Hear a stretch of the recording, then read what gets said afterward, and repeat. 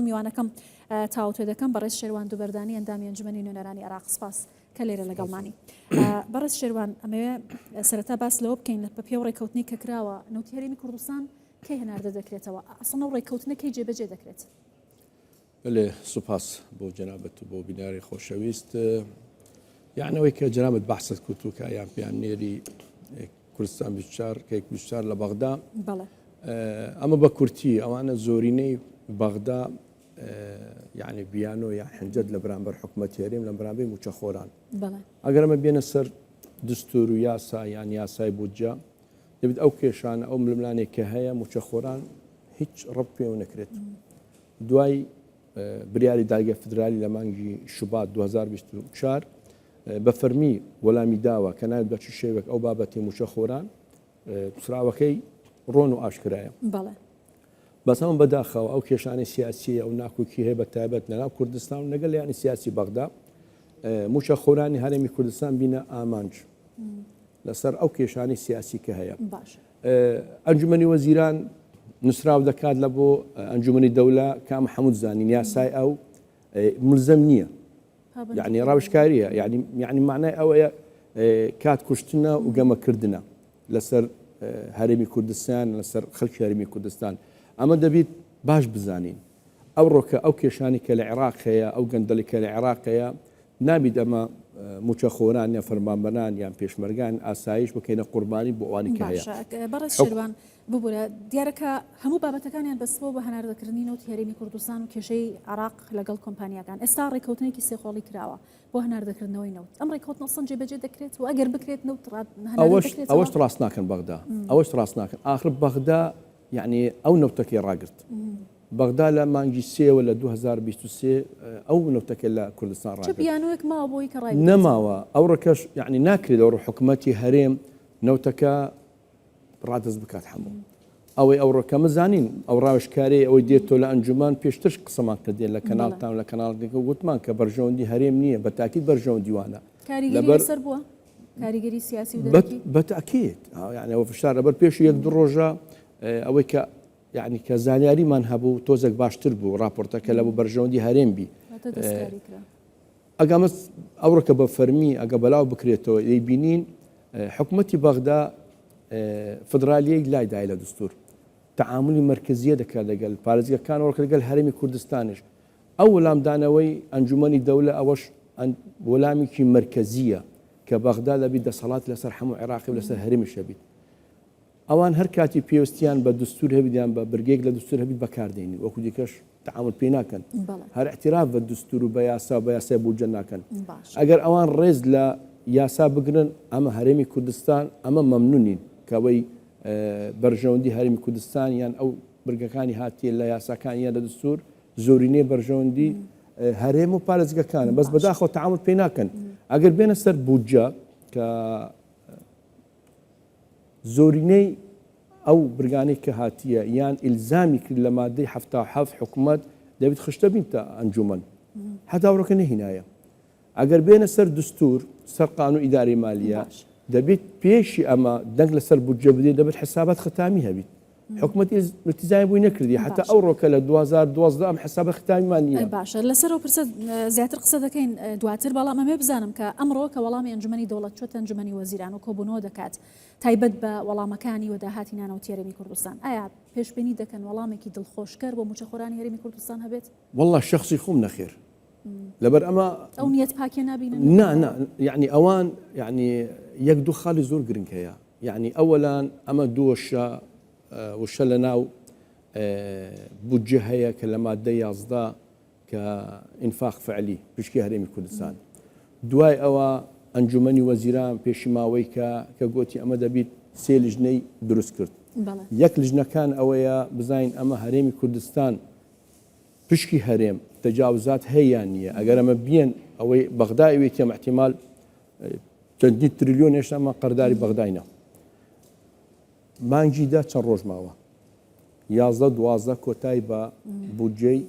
2025 دێت کە بودجێ سێ ساڵانە بەحسی 25 دەکەین. بە تاکید طیف سامی دێتۆ سەر برگە 11 ئینفاق فعلی دەگرێتەوە سەر پشکی هەرێمی کوردستان کە دادگات فدرالی هەر ئیشارەتی بەوەدایە دێنەوە سەر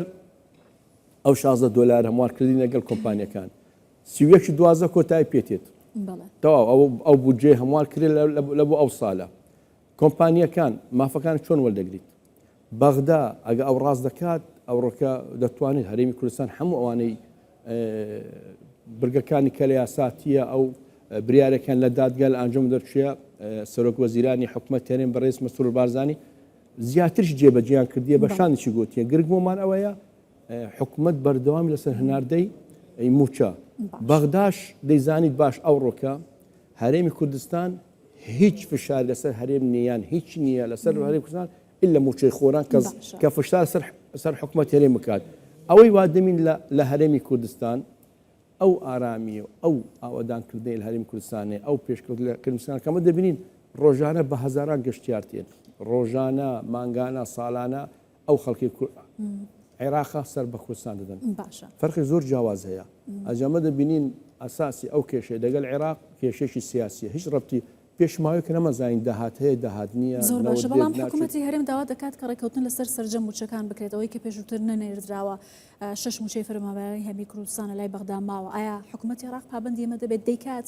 ئەینێرێت ئەوە فەرمی سەرۆک حکوومەت بەڕێز مەسرور بارزانی داوای لە بەغدا کردیە نەوت و داهات ڕادەست دەکەین بەو مەرجە کە یەک موچە نەفەوتێت بەس بەغدا چەند پابەند دەبیت متمانە ئەگەر بەغدا نەماوە ئەو ڕۆکە ئیبینی دون پێرێکە ڕۆژی پێنجشەممە نووسراوەکە شکلک بوو ڕۆژی دووشەممە شکلک بوو ئەو ڕۆکە یعنی هیچ متمانەگەر بەغدا نەماوە یعنی بە سەعات خۆی دەگۆڕێت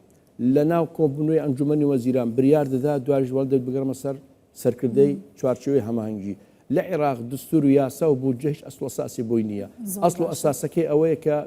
ڕێکەوتنی سیاسی بکرێت ڕێکەوتن سیاسی کە کرا هیچ وجودی بۆ ئەوانە نییە ڕێکەوتن سیاسی نەکرا دێنە سەرفەقەرێکی هەرەی بچووک بیان و زۆرە ئەگەمان حەزیانیان هەبیت بیان لەسەر حکوومەتی عێراق لەسەر بەڕست شێروان باسی خشتەی داراییت کردەوەی کە لە بودجە لەسەری ڕێکەوتن هێشتا خشتەی دارایی 2025 ڕەوانەی پەرلەمان نەکراوە لە کاتێکدا بڕیار بوو مانگی دەب ڕەوانە بکرێت بۆچی ئەم هەموو دواکەوت چ کاریگەریەکی دەبێت نییە ئەو ڕێکە کێشەی پەرلەمان نەماوە یعنی ئەمە دوو پەرلەمان تەشریع قوانین و دەگەل چاودێری ڕقابە لەسەر حکوومەت یعنی بۆ نمونە پێش ماوەیە کە پێشی دوو هەفتەیە لە بەغدا دەگمان لەسەر یاسای پەروەردە ئەوەش تەمان بەداخەوە حەقبایە مامۆستایانی هەرێمیش بگرتاگە ئەو زیادێکە کرا لە لای دستورەوە لا یاساوە ئەوە سەلاحەتی ئەمە نییە ئەمە چین موچەی مامۆستایان زیاد بکەین ئەو بە تایبەتە دەلێن تەشریع قوانین ناویت مختەڕەح بیت ئەمە ناتوانین هێنان زۆرە بۆیە دواکەوتووە نەبخێر دونیەکە سەرۆک کۆمار واژووی کرد یعنی ئەو کارەساتە ئەو ڕێکەکە بێنە سەر دستور سەر یاسا کارەساتە سەرۆک کۆمار ئەو یاسایە واژوو دەکات لەبەرەوە جەنبەی مالی تێدا هەیە بۆ ئەمە یعنی تاکی دەکەینەوە کە لە عێراق چ یاسا نییە لە عێراق چ دستور نییە لە عێراق ڕێکەوتنی سیاسیە کەس ناتوانێت زیاتر لە ملیۆن مامۆستایە مانگانە چەندین ملیار بارقورسی لەسەر وەزارەتی دارایە کەس ناوێرید لەبەر هەربژاردن هەیە برید وەڵا ئەوی یاسایە تەواو نییە یان ئەوە چۆن واژوو دەکات ئەمە وجد یعنی ئەوانە لە عێراق زۆر کێشەیە چەند ماوەی کە یەک لە کۆمپانیەکانی مووسڵ سەردانی بەغدای کرد لەک نەخۆشخانەی مووسڵ لە باشوور باشە ملیار و 600 ملیۆن ئەوەش بە بینەران چەکی بردوێ لە بۆ بەنگی ڕافیدێن گوتی وەڵا چەند ڕۆژەکە وەزارەتی دارێت 2 تریلیۆنی کێشاوە 100 ملیۆن مەرماوە لە ناو بانک نیتمان پارە سیولە نییە ئەمە ئەو ڕۆکە ئەو کات کوشتنەوە ئەو گەمەیە دەگەل هەرێمی کوردستان لەگەڵ خەڵکانی کوردستان دەکات بەس ناتوانیت یەک هەفتە موچە خۆرانی عێراق تاخیر بکەن لەبەر بوو خلال هەفتە دوانەکە حکوومەتەکە دەڕوخێت ئەمە بەداخە ئەوڕۆکە ئەو ناکۆکی کە لە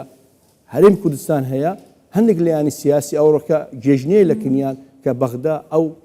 تعامل لەگەڵ موچە خۆران هەرێمی کوردستانەکان دەگەل کوردەکات بەداخەوە کە بە دەنگی کورد لە ناو کوردستان بیتنە نوێنەر هەندێک لایانی سیاسی هەندێک ئەندام پەرلەمانی پێشتر کە دەوێتیان هەندێک سەرنجی خەڵک لە بۆخۆیان بکێشن و دژاتی حکوومەتی هەرێم بکەن و خەڵکی کوردستان بکەن زۆر باشە زۆر سپاس دەکەم بەڕێز شێروان دووبەردانی ئەندامی ئەنجومەنی نوێنەرانی عێراق سپاس کە لەگەڵمان بووی